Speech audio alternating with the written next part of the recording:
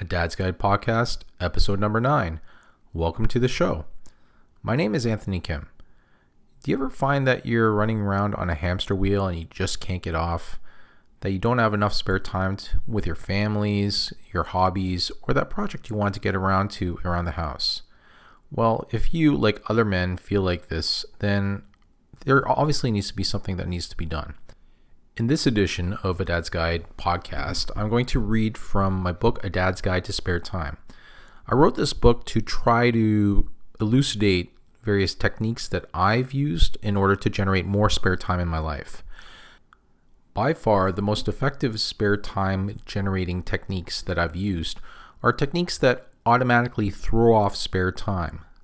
Systems that I've used to essentially, once implemented, they just generate spare time naturally without keeping track of it. Now, one of the most effective systems that a person can employ is the system of habits.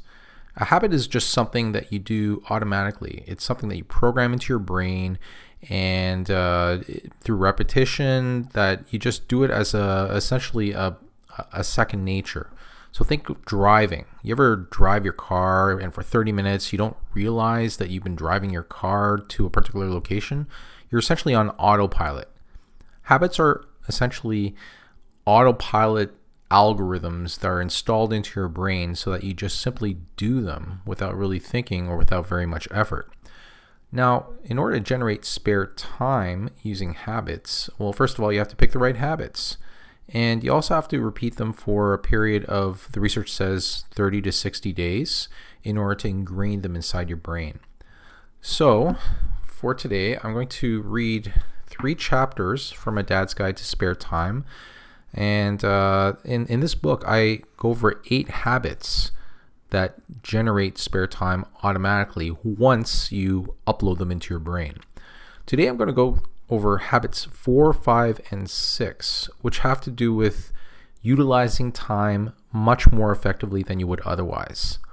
So here are 3 chapters in A Dad's Guide to Spare Time, starting out with habit number 4, create time blocks. Deep, meaningful work can only be done when you have solid chunks of devoted time to do that work.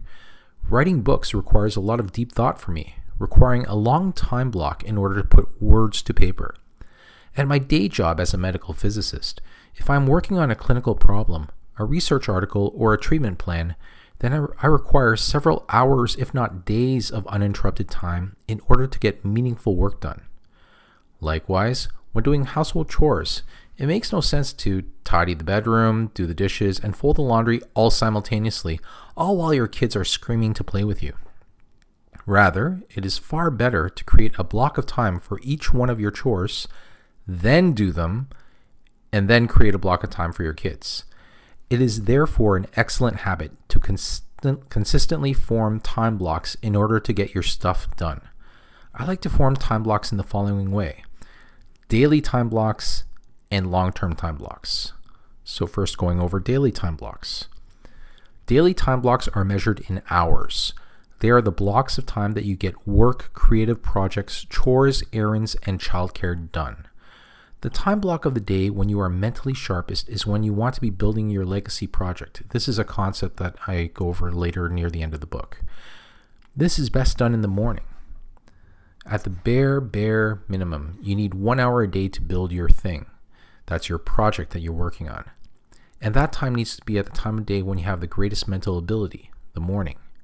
It is best to schedule yourself to work on your legacy project before everyone else is awake. Catch that worm and work on your thing early. Morning is also a great time to exercise. Physical activity builds your body, and it is a necessary aspect of good living. For activities that require low levels of cognitive ability, it is best to schedule them in time blocks in the afternoon or evening when your brain power and enthusiasm wanes. Chores, grocery shopping, and house cleaning are good tasks for the time blocks of the day they have trouble mustering the will to do complex or creative tasks. Next, going over long-term time blocks. Long-term time blocks are measured in days, weeks, and months. These longer time blocks are used to plan large projects that take much longer than a day to be completed. This book, A Dad's Guide to Spare Time, is the result of a long-term time block. I gave myself 2 months to write it. It actually took double the time in the end. It is not like this was all that I worked on during my morning time block. I still had lots to work on with my blog and other aspects of my publishing business, but it was my main focus for several months. Also, when my daughter was born, I time blocked 2 weeks after her birth to stay at home with my new family to help out, and 10 weeks of parental leave just before her first birthday. Long-term time blocks are good because they direct what to do with your daily time blocks. Daily time blocks magnify their effects over a long period of time. The long-term time block gives direction. The daily time blocks are the tiny steps in that direction to eventually reach the final goal. If you assign a daily time block, for example, from 5 to 6 a.m. every single day to write a book, work towards a physical fitness goal, or build a business, in a year, amazing things happen. Even just a single dedicated hour a day magnifies across time to build some incredible achievements. I typically only write about 500 words a day, but when you project this over the course of a year, that's 182,500 words. That's good for at least 3 books, all of my blog contributions, and correspondence emails for the year, which is not that bad. Use the long-term time blocks to direct your effort to make your daily tasks build towards something very valuable. So the next chapter is called Habit number 5, Use Dead Time for Learning. Dead time is leaked away driving through traffic, waiting for the bus, riding the train, standing in line for coffee, and sitting on the throne. If this sounds like any part of your life, dead time is actually a huge opportunity. Quite often, dead time can be converted into usable time. The best use of dead time is learning. When you are in dead time mode, you are usually in a slightly awkward position, such that you can't just whip out a laptop or an art easel and start actively producing something. What is often feasible is to take out a book or electronic format reading material and use your dead time to learn about something useful. Learning has to be a lifelong experience. Learning is like getting regular oil changes for your car. It updates your knowledge base in a constantly changing world. Most people are not lifelong learners and they suffer for it. For most people, learning stops at college graduation. There are many dead time opportunities that you can use to change that oil and upgrade your education.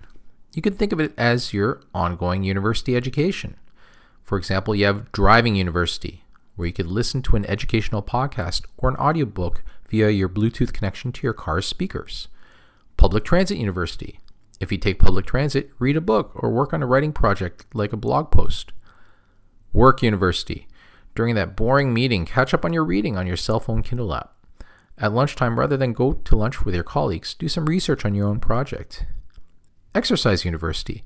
Pounding away on the treadmill doesn't have to be dead time. You could load up an audio ebook to listen to while you're sweating it out. Chores University. Have an educational or motivational video in the background while you are ironing your dress shirts, doing the dishes, or folding laundry. Dropping the kids off at the pool University. Keep some reading material in the bathroom for when you are seated on the porcelain throne. In line for anything University. If you are in line for the doctor's office, DMV, supermarket, or whatever, always have some material loaded up on your smartphone so that you can make use of time in line. Habit number 6, single task. I find this habit to be the most important in terms of my own work productivity, by the way. So if anything, definitely listen to this one. Habit number 6, single task. No human can effectively multitask. There, I said it. Anyone who thinks otherwise can just get lost. When somebody says they can multitask, they sometimes mean that they can flit about between several tasks, somehow juggling them all up in the air. No person can perform anything but the most superficial tasks in this way. It is not even multitasking. It is single-tasking small slivers of shallow productivity in an unwieldy stack. Meaningful work is very difficult to do in this manner. Others say that multitasking is setting something up, like a long computer calculation, a request to a coworker, or initializing a production run, and then performing another task while the automated task is running. This is actually not multitasking, but rather effective prioritization of tasks that are performed singly. This is a really great work strategy, but it is not multitasking. The converse to multitasking is single tasking. Commit to single tasking. This is a difficult habit to acquire in our Instagram, Facebook, Twitter world. However, because so few people are committed to single tasking, it has become almost like a superhero power to those who practice it. When you commit to single tasking, an interesting thing happens. You get way more done in your life. Humans are not built for parallel processing like computers are, but we are good at focusing on one thing at a time. It is built into our biology. Studies on memory show that humans can only hold 3 or 4 ideas in our working memory at a time, which is enough biological random access memory to complete a single task. A person's field of view for binocular vision is only 114 degrees in the lateral direction, which is just enough to visually focus on one thing at a time. We have 2 hands, with the vast majority of people having only one of those hands being dexterous, which enables a human to perform a single task well, but multiple tasks disastrously. Splitting up our valuable assets, that is mind, vision, hands, and body, massively dilutes any effort. Use all of your assets to tackle one thing at a time, and that thing will be done in an optimal and excellent way. Remember that old Russian proverb, if you chase 2 rabbits, you will not catch either one. Another interesting thing happens when you commit to single tasking. You will become far, far calmer, less frazzled. Being a parent means having a lot of pressure from all directions. If you tackle one challenge at a time, you find that things become easier to handle. Yes, it's sometimes very difficult to single task when you have 2.5 hyperactive kids to get ready for school in the morning, but even in these situations, you can still do one thing at a time. Make breakfast, done. Eat breakfast, done. Dress your daughter, done. Dress your son, done. Pack lunch, done. Load everyone into the minivan, done. All of these things can still be done one at a time, even at a hectic time of the day, such as a school morning.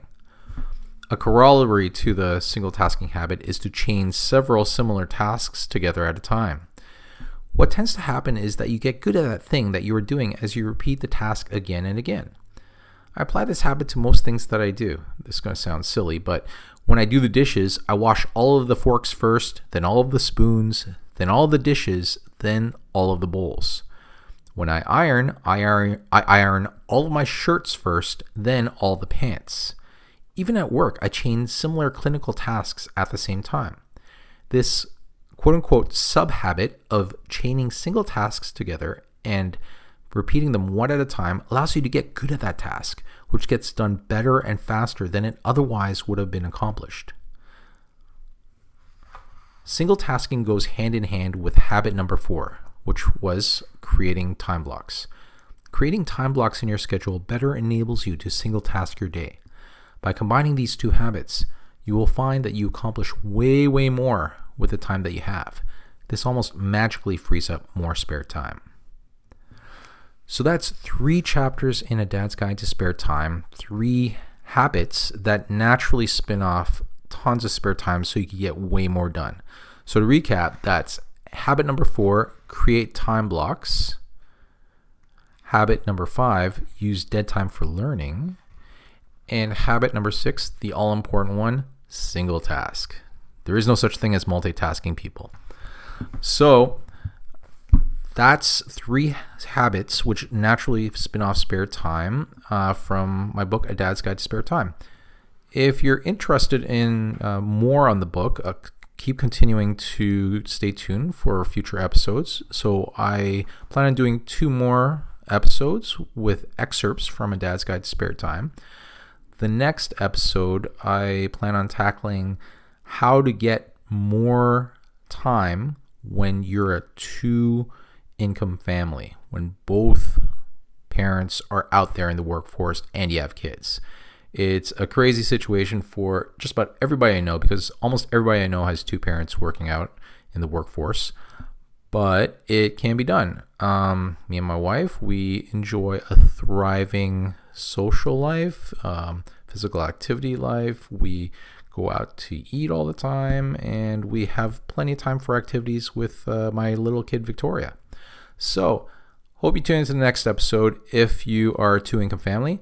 So, if you want to check out my book, A Dad's Guide to Spare Time, it's available on Amazon Kindle as an ebook and also as a paperback on Amazon.com.